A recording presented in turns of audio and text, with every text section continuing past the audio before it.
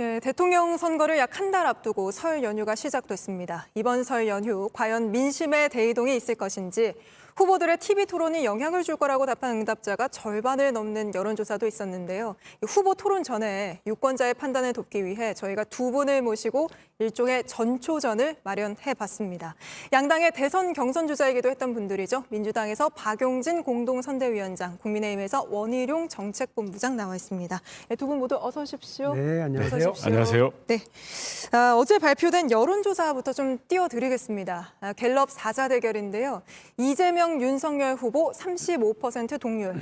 또 MBC가 코리아 리서치 의뢰한 4자 대결도 좀 보여드리겠습니다. 이재명 후보 32.9%, 윤석열 후보 41.1%입니다. 좀 차이가 있는데요. 두 분 지금 판세를 좀 어떻게 분석하고 계십니까? 박용진 위원장님부터.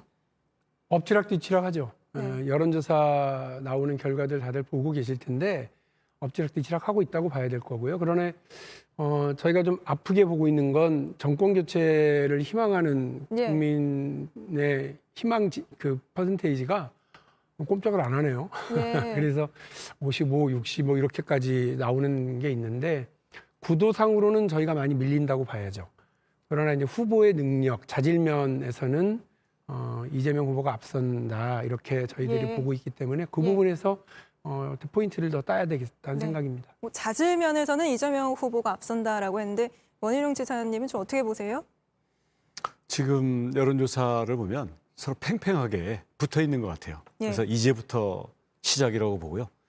대신에 우리 윤석열 후보의 뭐 자질 이전에 네. 국민들의 정권교체 열망이 워낙 절박하기 때문에 뒷바람을 안고 가고 있다. 네, 예. 알겠습니다. 뭐 사실 지지율이야 또 바뀔 가능성이 꽤 있습니다. 왜냐하면 TV 토론을 보고 결정하겠다는 유권자가 적지 않기 때문에요.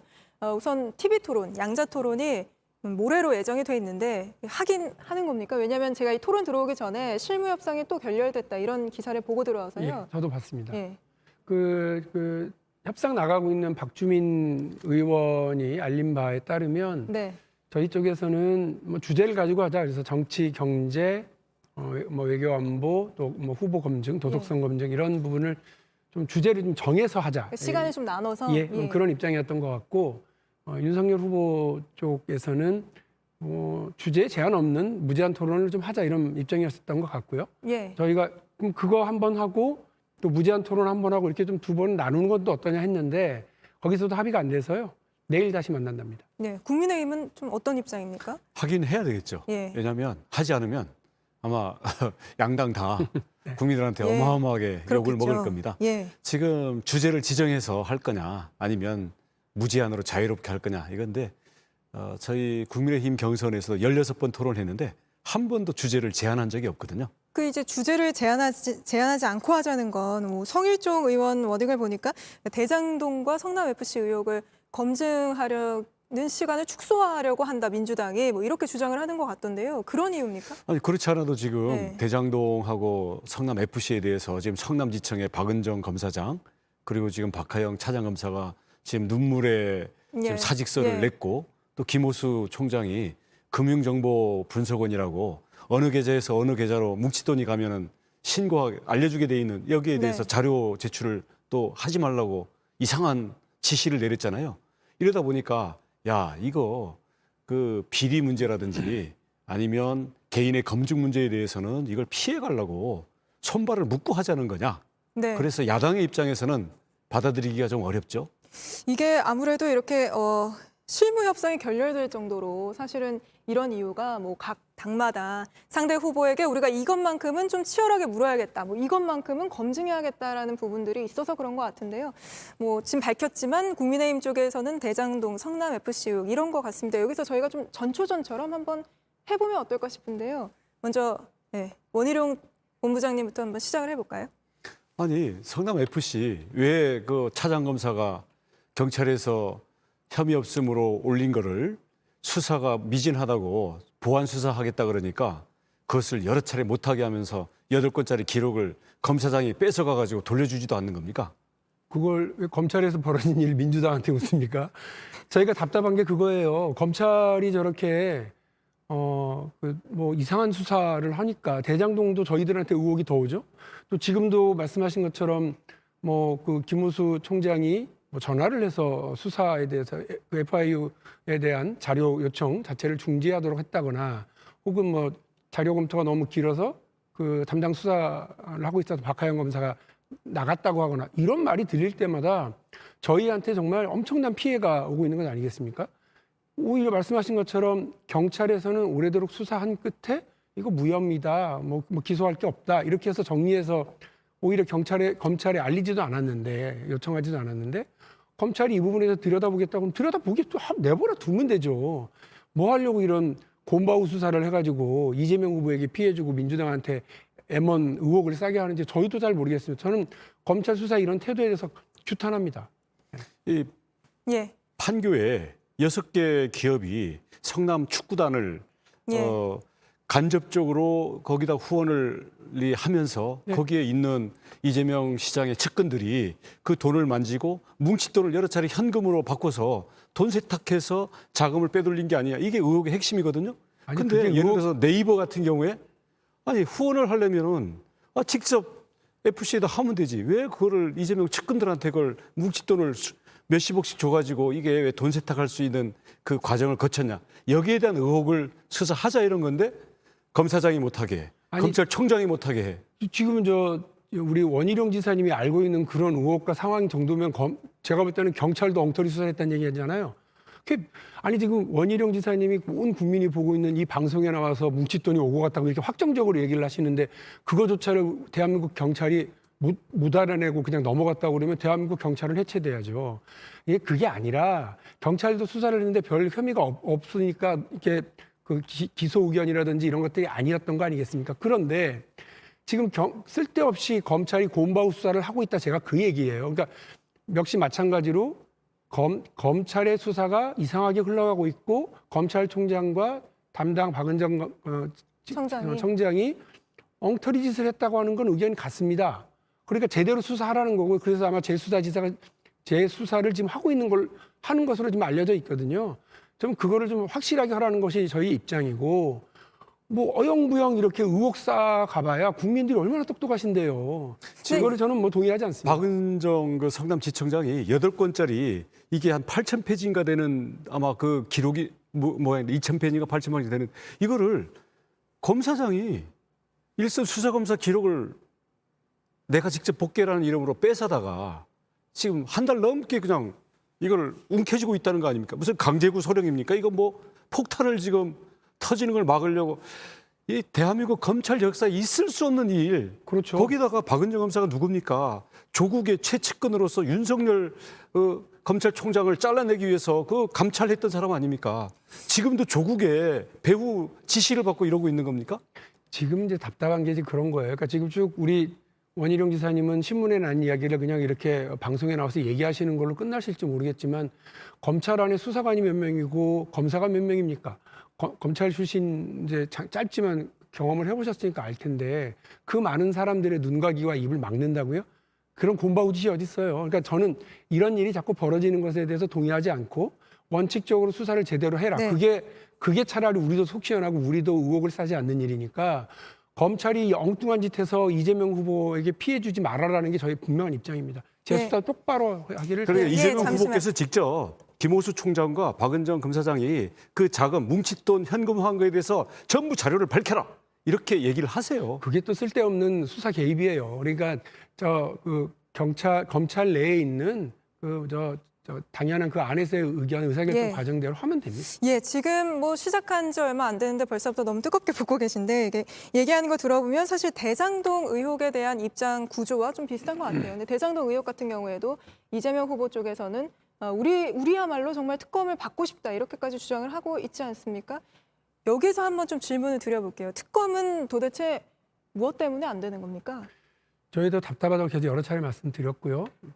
제가 아까 말씀드린 것처럼 대장동 관련 수사가 제대로 진행되지 않고 의혹은 의혹대로 쌓여 있고 또 관련자들이 계속해서 극단적 선택을 하면서 국민적인 의혹이 많아지면 많아질수록 이재명 후보에 대한 피해 그리고 우리 선거의 악영향이에요. 그래서 정말로 만일에 검찰 내에서 이재명 후보를 좀 도울까라고 생각하는 사람들이 있다면 곰바우 짓을 할 것이 아니고 제대로 된 수사를 해야죠. 핸드폰 하나 제대로 압수수색 못 해가지고 온 국민에게 네. 망신을 사는 이런 수사가 지속되면 국민들은 그 검찰이 발표하는 얘기를 믿질 않으실 거예요. 오히려 차라리 철저하게 수사해서 이재명 당시 성남시장이 최선을 다해서 헥스나 정책적인 미스가 있었고 그 최종적 결과에 대한 뭐 책임은 근데 법으로 물을 수는 없다. 그건 정치적인 문제니까. 예를 들면 IMF 때도 당시 그 기재부 장관했던 분을 뭐 경제부총리를 법으로 심판하지 못했거든요. 그러니까 이런 것으로 그냥 어쩔 수 없다라고 하면 끝나는 문제인데 그게 아니라 수사를 제대로 하지 않아서 의혹만 쌓아둔다? 그 모든 부담 누구한테 오겠습니까? 저희는 그래서 특검 하자는 거고 특검도 말씀드린 것처럼 상설특검으로 하면 충분히 한 40여 명의 수사진이 만들어져서 할 수 있는데 굳이 왜 그 특검 관련 특별법을 따로 만들어서 하자고 자꾸 그러면서 시간만 이렇게 다 보내는지 국민의힘 태도를 잘 이해를 못하고 네, 있습니다. 원희룡 본부장님 기회 드리겠습니다. 대장동 아파트로 8천억을 민간업자에게 몰아주는 그 결정을 하는 과정에서 핵심 증인 두 분이 비극적인 극단적인 선택을 했고요. 또 이와 연관돼서 변호사비 대납 의혹의 또 핵심 증인이 또 비극적인 선택을 해서 세 분이 벌써 한 달 간격으로 지금 연쇄적인 의문사를 겪었어요. 거기에다가 성남도시개발공사의 대장동 개발 프로젝트의 사실상 행동대장이었던 유동규 씨, 여기에 대해서 바로 그 압수수색 당한 날 핸드폰 던지고 자살약 먹을 때 그때에 통화를 했던 정진상, 김용 두 핵심 측근에 대해서 그냥 무슨 몰래 불러다가 알리바이드 만들듯이 검찰청 뒷문으로 들어가서 몇 시간 조사하고는 그냥 보내버리고는 그다음 조사를 안 하고 있는데 그러면서 이게 거꾸로 국민의힘 게이트라니 이렇게 적반하장으로 나오고 있다 보니까 의혹은 의혹대로 커져 있는 거죠. 아니 그러니까 예. 특검하자고요. 예, 특검을 하자고 그러는데 국민의힘은 그 특검을 이른바 별도 특검, 그래서 특별법을 만들자는 거예요. 그러면서 왜 상설특검은 안 합니까? 상설특검도 국회에서 만든 법인데 했더니 상설특검으로 하면 그 범위가 작거나 수사 인력이 작다는 거예요. 제가 아까 말씀드렸던 것처럼 파견 검사가 5명이 오고요. 또 검사부를 4명을 더 임명할 수 있고 수사기관 30여 명을 받아서 40명 정도의 상설특검이 만들어질 수 있거든요. 그 정도면 대장동이라고 하는 것이 뭐 한 10년 전, 20년 전 일이 아니거니와 관련된 자료와 관련된 인물들이 다 있기 때문에 충분히 수사를 해서 진실을 밝힐 수 있습니다. 그런데 국민의힘 부득불 다 됐고 별도 특검 아니면 안 하고 이렇게 되면서 여기까지 와서 지금 이제 오히려 여기서 진실을 원희룡 밝히는데 본부장님 그 불리해졌어요. 반론을 한번 드리고 왜냐하면 저희가 갈 길이 멉니다. 말씀하시는 거 보니까 대장동 의혹을 벗겨내는데 뭐 그렇게 급하지 않으신 것 같아요. 뭐 안 해도 그만이다. 급하다고 그러니까 빨리 상설특검 하자고 말씀드리잖아요. 아니 그러니까 지금 상설특검으로는 안 되겠다. 그리고 의혹이 지금 검찰이 수사하지 않은 그 덩어리가 어마어마한데 지금 그렇게 하면 결국 시간만 갈 거 아니겠습니까? 이 피해는 아마 이재명 후보가 고스란히 볼 거고요. 지금 거꾸로 뭐 부산저축은행이니 거꾸로 뭐 그다음 윤석열 후보의 아버지의 그 집 문제라든지 역공을 하려고 하는 모양인데요. 그런 식의 태도랑 특검을 하자라는 거랑은 다른 거거든요. 아마 그게 스스로 자충수가 되지 않을까 이렇게 네, 보고 알겠습니다. 있습니다. 이 주제는 여기에서 좀 마무리하고요. 왜냐하면 지금 국민의힘에서 좀 다루고 싶은 이야기만 지금 이야기를 했기 때문에 민주당에서는 지금 정치, 경제, 공정, 도덕성 검증 이렇게 좀 분야를 나누자고 하고 있는데 어떤 부분을 좀 주로 토론하고 싶으십니까? 우리 시대 지금 가장 큰 문제가 경제적인 불평등, 사회적 양극화 이런 것 아니겠습니까? 근데 우리 윤석열 후보께서 이런 분야에 대해서 공약을 내놓거나 혹은 어떤 주장을 가지고 계신지 잘 모르겠어요. 해법을. 여가부 해체라든지 선제 타격이라든지 7줄로 얘기할 수 있는 일이 아니거니와 또 120시간 노동도 할 수 있도록 해야 된다거나 선발 노동은 아프리카에서 하는 거라고 하는 그런 인식으로 지금의 노동 문제와 일자리 문제, 경제 문제와 사회 양극화 문제를 보시는 건 좀 걱정스럽게 저희가 보고 있어서요. 그와 관련된 입장이 뭔지 들어보고 싶고 또 하나는 국정 운영에 대해서 너무 단편적으로 이해하고 계셔서 최근에 저는 그 첫 줄은 마음에 들었어요. 제왕적 대통령 제도를 해체해야 된다. 해체하겠다. 그 얼마나 마음에 쏙 드는지 몰라요. 근데 그 대안이 청와대를 없애겠다는 거예요. 아니 이거는 세월호 사건이 나니까 해경 해체했던 거하고 똑같은 일이죠. 그러니까 청와대를 해체한다고 해서 되나요? 권력 구조를 어떻게 개편할 건지, 그리고 어떻게 통합적인 정부를 구성해 나갈 건지, 더불어서 그러면 헌법을 어떻게 고쳐 나갈 건지, 여기에 대해서는 전혀 관심 없고 이런 부분은 다 피해가고 청와대를 없애겠습니다. 이게 다예요. 이게 그냥 국정 운영과 관련돼서 너무 미진한 인식을 보이고 계셔서요. 뭐 다 좋아요. 뭐 후보의 도덕적 검증도 해야 되고 대장동 문제도 우리가 들어야 되겠지만 이렇게 너무 단편적인 7줄짜리 그 정책과 인식으로 대한민국을 이끌어갈 수 있을까요? 예, 7줄짜리 인식으로 이끌어갈 수 있느냐 이렇게 7자네요. 하셨는데. 7줄이 아니고 예. 7자. 지금 양극화 해소 그리고 민주적 국정 운영에 대해서 말씀을 하셨거든요. 저희는 이 점에 대해서 정말 진지한 토론을 국민 앞에서 하려고 합니다. 당장 양극화 해소만 해도요. 이 정부에서 소득주도 성장이라고 해서 일자리 말살하고 2년 사이에 최저임금을 사실상 50%까지 급등시키면서 자영업자와 모든 일자리를 한꺼번에 이걸 없앴잖아요. 이런 식으로 하면서 양극화에다가 더 충격을 가했고 저성장까지 악순환을 시켰단 말이죠. 그래서 이렇게 잘못되어 있는 비현실적인 소득주도 성장이라는 이 엉터리 그 잘못된 경제정책을 바로 잡아야 되고요. 또 5년 동안 가장 양극화를 심화시킨 게 뭡니까? 바로 집값 폭등으로 인한 국민들의 내 집 마련의 꿈이 상실됐기 때문에 이 자산 격차로 인해 가지고 지금 전부 주식과 코인에 목을 메고 아니면 지금 정말 그 고리대를 부채 악순환에서 네. 못 벗어나는 거 아니겠습니까? 그러면 어떻게 집값을 안정시킬 것인가? 그러면 국민들의 내 집 마련의 그 욕망을 그렇게 도덕주의적으로 규제 일변도로 누르고 세금 때려서 잡으려고 하는 그런 먹히지도 않는 비현실적인 정책이 아니라 수요와 공급의 원리에 따라서 그리고 공급을 충분히 하면서도 수적인 집의 양적인 공급뿐만 아니라 있어야 될 곳에 살고 싶은 집 그리고 그걸 살 수 있는 금융적인 지원을 할 수 있는 이런 방향으로 가면서 양극화 해소를 할 수 있는 그런 실질적인 대책을 내야 되겠죠. 그런 것들 저희가 공약을 하고 있는 거고요. 그다음 국정 운영 방식을 말씀하셨는데 청와대는 공간이 사람의 의식과 행동을 규정하기 때문에 결국은 청와대의 구조를 바꿔야 되겠다는 것이었지 출발점은 지금의 대통령은 구름 위에 떠서 예. 측근들에 둘러싸이고 단절되고 고립되어 있는 대통령이거든요. 이것을 매번 제왕적 대통령을 극복하겠다고 해서 말만 했지 취임하는 그날부터 거기에 계속 둘러싸이고 갇힌 대통령이었어요. 그래서 윤석열 후보는 취임 첫날부터 그것을 깨고 민관합동위원회를 통해 가지고 늘 민간인들과 관료들과 젊은 이들과 섞여서 한 자리에서 국정을 소통하면서 대통령이 해야 될 일에 집중하겠다. 그리고 장관과 총리는 책임 장관, 책임 총리로서 권한을 충분히 주겠다. 이런 비전을 제시하고 있고 여기에 대해서 슬로건을 7글자로 제시한 것뿐이지 내용 자체가 없는 것처럼 하시는 거는 저희가 우리 박영진 의원 워낙 합리적이시니까 조금 더 들여다보시죠. 아니 이제 뭐 답답한 건 그런 거예요. 그러니까 그 대통령이 5만 그 각 부처의 국장 과장까지 인사 권한을 쥐고 있고요. 또 산하 여러 뭐 공공기관과 공기업들에 대한 인사권을 다 쥐고 있잖아요. 이런 거를 없애기 위해서 노력을 하셔야 되지. 근무처 옮기고 민간합동위원회를 해서 여러 사람과 어울린다고 그래갖고 그런 쇼를 통해 가지고 해결될 문제가 아니라고 하는 점은 너무 잘하실 거니까 그 부분에 대한 권한 분산을 어떻게 할 건지가 더 얘기가 나오셨으면 좋겠고요. 아까 말씀하신 거 동의합니다. 그러니까 자산 불평등이 우리 사회 양극화의 가장 큰 문제죠. 경제적 불평등이 가장 큰 원인이죠.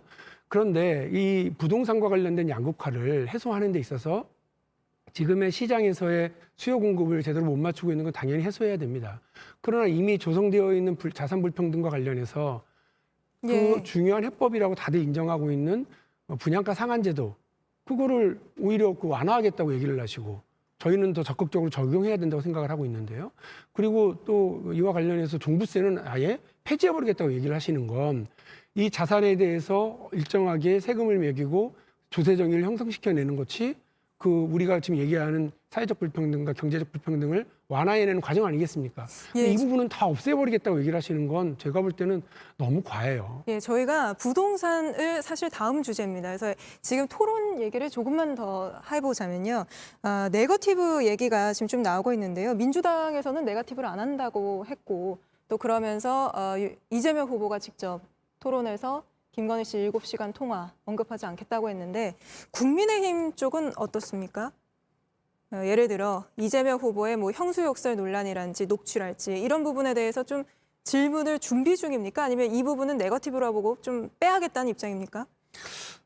뭐 저희는 뭐 일부러 질문해야 된다, 일부러 빼야 된다 이런 건 없습니다. 저희는 원칙적으로 그 상대 후보든 아니면 저희 윤석열 후보든 국민들 앞에서 모든 것들이 투명하고 또 국민들이 의문을 갖고 있는 부분들에 대해서는 설명할 의무가 있고요. 또 국민들이 비난하거나 야단치시는 부분들에 대해서는 앞으로 이런 것들이 어떻게 재발이 되지 않을 수 있는지에 대해서 명확한 반성과 책임 있는 그런 대안을 제시할 필요가 있다고 생각을 하거든요. 예. 어떤 부분도 성역이 없다고 봅니다. 예, 제가 이 질문 드린 이유가 그러니까 어디까지를 네거티브로 볼 것이고 어디까지를 검증 대상으로 볼 것이냐 여기에 대해서 좀 보는 기준에 따라 판단이 다른 것 같아요. 민주당에서는 좀 어떻게 보고 있습니까? 검증의 방식을 어떻게 하느냐에 따라서 네거티브냐 아니면 정당한 검증이냐 이런 게 뭐 국민들이 판단하신 문제라고 저는 봅니다만 이재명 후보가 굳이 네거티브를 하지 않겠다라고 말씀을 하신 건 사실 그 후보의 자질과 역량을 이미 국민들이 어느 정도는 좀 보고 계세요. 거기에서 제가 지금 잠깐 말씀드린 것처럼 지금 볼 때 원희룡 정책본부장님이시니까 제가 말씀드리는 종부세라든지 혹은 이제 분양가 상한 제도라든지 이것이 우리 사회에 어떻게 영향을 미치는지를 알고 또 통합 정부를 구성하는 것과 제왕적 대통령의 권한을 어떻게 분산할 것인지에 대해서 저 정도 답을 해주시는 거지. 윤석열 후보면 상당히 어려울 거예요. 그러니까 그렇습니까? 제가 볼 때는 이건 좀 원지사님한테 좀 바로 아니, 말씀하시죠. 드려야 될것 제가 같아요. 답변할게요. 예. 제가 윤석열 후보가 뭐 그 정책적으로 무능하다 이런 얘기를 하는 게 아니라 예. 이게 그 제왕적 대통령 제도를 이제 종식시켜야 된다라고 하는 얘기는 지난 30년 87년 개헌 이후에 계속 누적돼 왔었던 정치권과 우리 사회의 여러 논의와 논쟁의 핵심적인 이제 그 결론이거든요. 그러니까 이 부분을 제대로 이해하지 못하고 국민들 보실 때는 제왕적 대통령을 해체하는 게 그래. 그 청와대 안에 있으면 사람이 답답해 보이잖아. 부중궁궐 같잖아. 밖으로 나가야지. 라고 이게 단순하게 얘기할 문제가 아니라는 말씀이거든요. 그러니까 이 부분과 관련해서 아마 논쟁을 하게 되면 그 정도 논쟁을 좀 주고받더라도 윤석열 후보가 그 부분에 대한 인식이 깊지 않구나. 충분히 드러날 건데 뭘 굳이 부인의 7시간 통화 뭐 이런 거를 우리가 물어가면서 그 불필요한 감정선을 서로 건드릴 필요 없다. 그렇게 하지 않아도 충분히 후보의 자질과 능력에서 경험에서 이재명 후보가 우위에 있다라고 하는 건 국민들이 아실 거라는 게 저희 생각입니다. 예. 예. 예. 우선 그 이재명 후보가 이제 네거티브 안 하겠다라고 얘기하고는 바로 이어서 뭐 술 먹고 게으르고 뭐 이렇게 얘기들을 막 하더라고요. 그래서 윤석열 후보에 대해서 예, 예, 얘기하시는 예. 건가요? 그래서 저는 자, 내가 하면 검증이고 남이 하면 네거티브다 이런 것보다는 어떤 걸 묻더라도 좋습니다. 대신 국민들은 이미 그거 다 알거든요. 대신 그것을 받아들이고 그것에 대해서 국민을 상대로 답변하는 그리고 그것을 공격하는 상대방에 대해서 어떠한 태도와 어떠한 크기를 보여주는가. 저는 오히려 네거티브라든가 어려운 질문이 나올수록 저는 사람 됨이 돋보일 것이고요. 그 태도가 돋보일 것이라고 생각합니다. 그래서 말싸움 시합인 것 같지만 사실은 태도 점수에 대한 국민 심판단이 기다리고 있는 거다. 이런 말씀을 드리겠고요. 하나 더 말씀드리고 싶은 것은 그 대통령의 권한 분산이라든지 양극화의 문제에 대해서 아마 윤석열 후보는 기본적인 개념도 없이 막 헤맬 것이다. 이렇게 말씀을 하셨는데 제가 오히려 좀 기분이 좋네요. 왜냐하면 기대 심리라는 게 있잖아요. 어차피 다 상대 평가거든요. 만약 그런 기대 수준이 낮으면 아마 그것에 대한 부메랑은 아마 이재명 후보가 큰 코 다칠 수도 있다. 네. 한 방에 뭐 상대방을 묵사발을 만들겠다? 세상에 그런 게 없고요. 뚜껑을 우리 국민들이 열어보면 알겠죠. 뭐. 그런 시선으로 바라보지 않습니다. 예. 예, 알겠습니다. 뭐 두 분이 지금 한 번씩 주고받았으니까요. 저희가 벌써 토론 시작한 지 25분이 지나고 있어서 이제 30초씩 왜 우리 후보가 되어야 하는지 좀 시청자들께 어필하는 시간을 제가 드리겠습니다. 먼저 박용진 위원장님부터 할까요? 대한민국의 5년은 대한민국의 향후 50년을 책임져야 될 되게 중요한 시간입니다. 그 시간에 이것저것 실험하고 남의 얘기 들어서 써준 대로 읽고 대답하고 그렇게 끌고 나갈 수 없다고 생각합니다. 초119가 대한민국을 선진국에서 더 앞으로 밀고 나가려면요. 경험 있고 비전 가지고 있고 자기 머리로 생각하는 사람이어야 된다고 생각하고요. 그런 대통령 후보의 자질을 이재명 후보가 갖추고 있습니다. 국민 여러분들께서 꼭 이재명 후보를 선택해 주시기를 당부드립니다.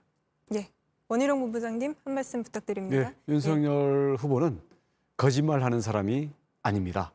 그리고 자신의 눈앞의 목적을 위해서 말을 바꾸거나 수단 방법을 가리지 않는 그런 것에 대해서는 일관된 인격을 갖고 있습니다.